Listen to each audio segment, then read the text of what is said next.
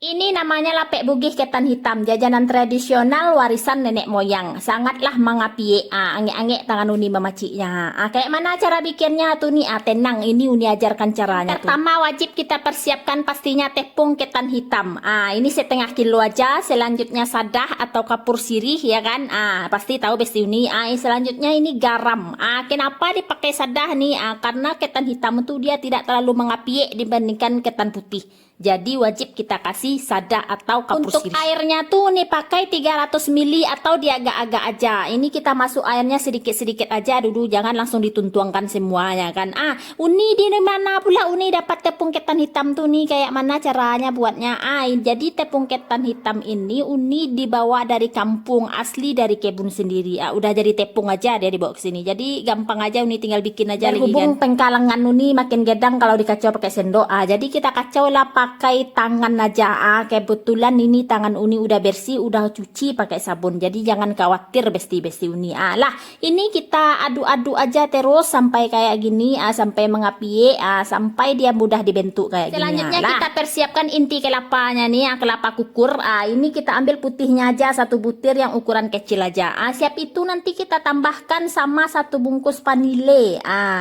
Satu bungkus vanile, jangan banyak-banyak kali. Siap itu tambahkan garam secukupnya, jangan lupa untuk gulanya uni pakai gula putih aja. Kalau besti uni suka gula merah boleh pakai gula merah. Ini gula putih aja 10 sendok, sesuai kadar manisnya aja. Kalau kurang manis menurut besti uni, tuangkan 1 kilo tuh ya kan. Asal jangan penyakit gulu aja nanti dibuatnya kan. Ini untuk inti kelapanya nih uni kacau-kacau aja, ndak uni masak doh, karena nanti kan mau dikukus juga tuh di dalam lepat bugihnya kan. Kacau-kacau dia merata sampai merata, jangan ada tertumpuk asinnya tuh, nanti tak kicok kan, asin kali pada tertumpuk garamnya kan. Selanjutnya ini kita buat apa namanya nih santannya. Untuk di luar nih ini santan kental atau pati santan, kita tambah juga vanile, kita tambah juga garam. Jangan lupa dicicip nanti, jangan keasinan pula lagi nanti ya kan, asin luar dalam pula nanti jadi. Lah paham besi ini ya.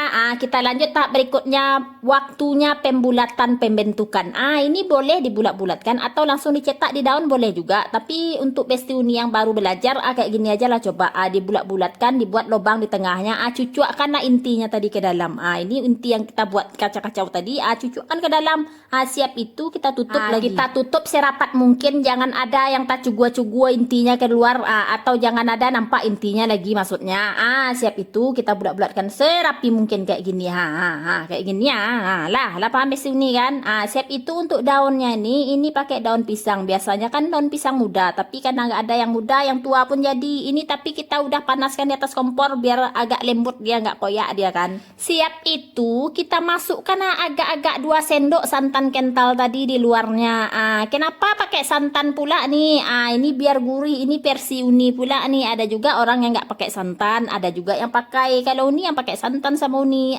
Jadi ada juga orang yang pakai minyak di daunnya biar nggak lengket, kalau uni ndak.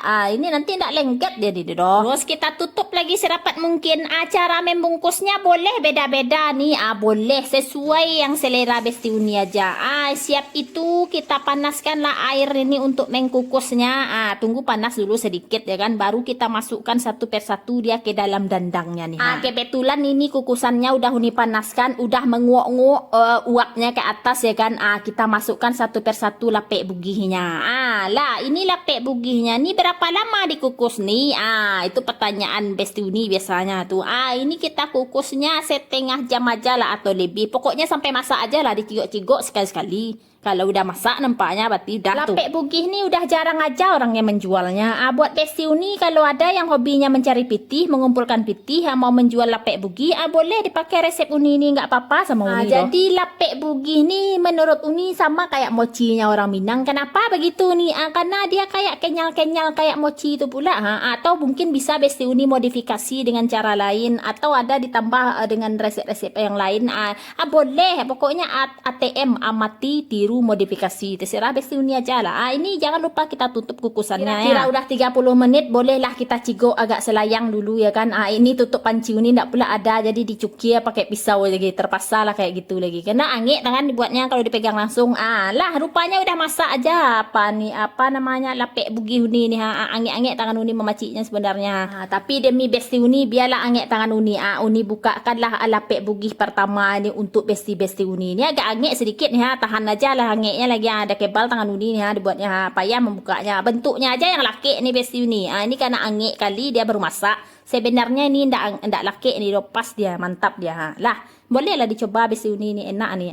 Jadi juga lapek bugi uni. Lapek bugi alias mochinya orang Minang. Silahkan direkok Besti.